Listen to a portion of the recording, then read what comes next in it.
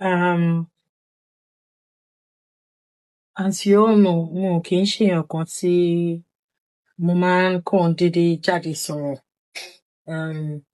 You probably will not really hear my voice tí ó bá kìí ṣe pé bóyá inú movie mo ṣiṣẹ́ ni.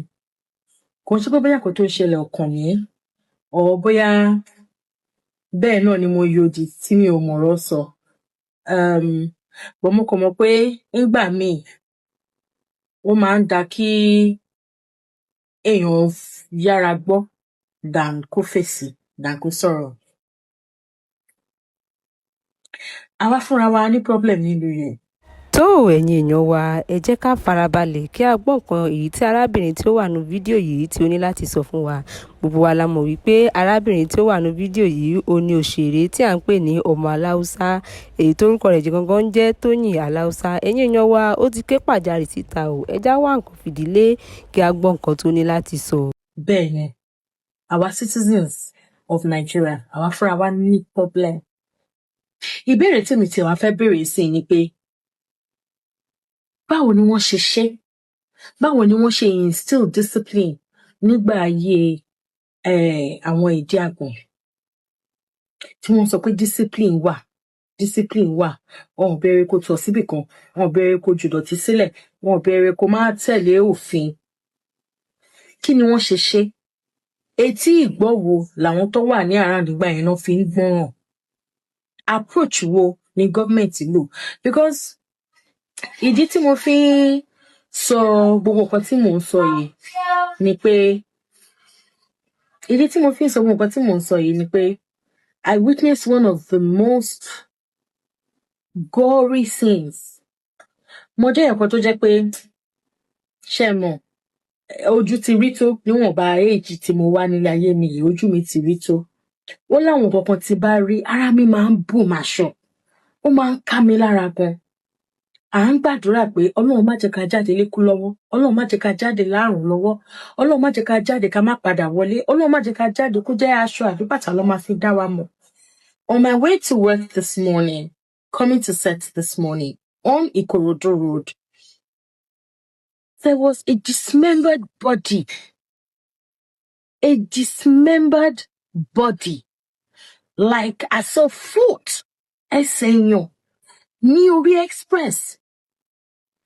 Apparently, nítorí pé mo fojú sílẹ̀ mo ń tẹ fóònù, ẹni tó wà mí gógó sọ fún mi wípé ìgbà tó ń mú rárá gbé sí mọ́ lòun pé Jesus tí mo fi gbójú sókè yẹn, wípé ara ẹ̀ wà káàkiri nílẹ̀. Ẹ jọ̀ọ́ kí ló dé tí ẹ kì í fẹ́ sọdá, tí ẹ kì í fẹ́ gun bridge tó yẹ pé ó pè yín láti sọdá express? How can I know that for some reasons ẹ máa wò pé ó pẹ́, mo tún wá gbọ́ pé wọ́n máa ń rọ̀bù àwọn èèyàn lórí bridge. Ta la fẹ́ bá wí? Ṣé ara wa la fẹ́ bá wí? Àbí ìjọba ò sensitize tó ní? Ṣé wọn ṣàwẹ́lẹ̀s tó ní? Ṣé wọn ò kígbe tó? Ṣé wọn ò tí ì kó wa tó? Bóyá ní gbogbo bus stops in between the pedestrian bridges kó máa ní kick against the discipline, right? Kó máa ní vans tó 10 lójoojúmọ́. Bóyá tó bá kó àwọn èèyàn gan en masse, tó kó àwọn èèyàn gan, tó ní kálukú lọ ń bèèlì ọkọ ẹ̀, tó lọ ń bèèlì ìyàwó ẹ̀, tó lọ ń bèèlì ẹ̀gbọ́n ẹ̀, tó lọ ń bèèlì àbúrò ẹ̀, tó lọ ń bèèlì ọmọ ẹ̀, tó wà rampant. Bóyá kíní yà stop. It is a traumatic experience for one to see a dismembered body on the express. At a point, mo tún rò mo ní ó mà lè má jẹ́ pé ẹni yìí hit and run situation ni, kó má jẹ́ pé àwọn ẹni ibi náà ti lọ mú tó wá dá. But from the little, kó má lọ jẹ́ pé àwọn èèyàn ibi ni wọ́n ti gbé ẹni tó bá jẹ́, wọ́n ti lọ ṣe bó ṣe máa ń ṣe, tó wá dá èyí tó kù sójú títì so that we can think to confuse us to think that motor Yoruba. But however the case may be, I drive. I see the commotion it causes when people try to cross the express. It's not good.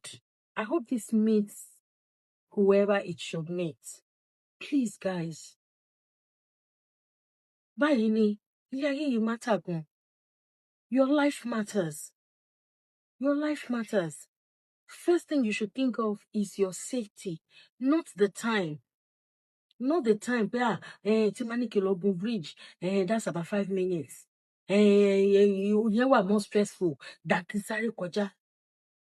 There have been several cases of Omarubi Omasari Koja to bá trip to Shubunko Timoto Bai.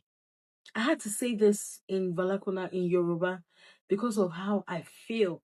And I believe that, I want to magbo, and if you don't understand Yoruba, I'm so sorry.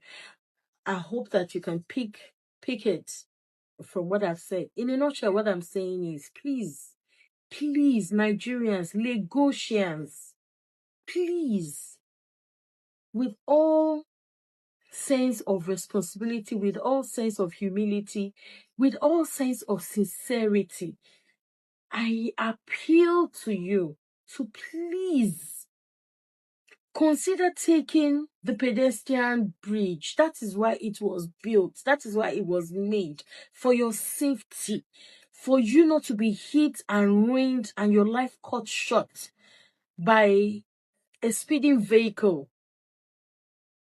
Please, guys, please. I know that we might have our concerns with the bridge, right?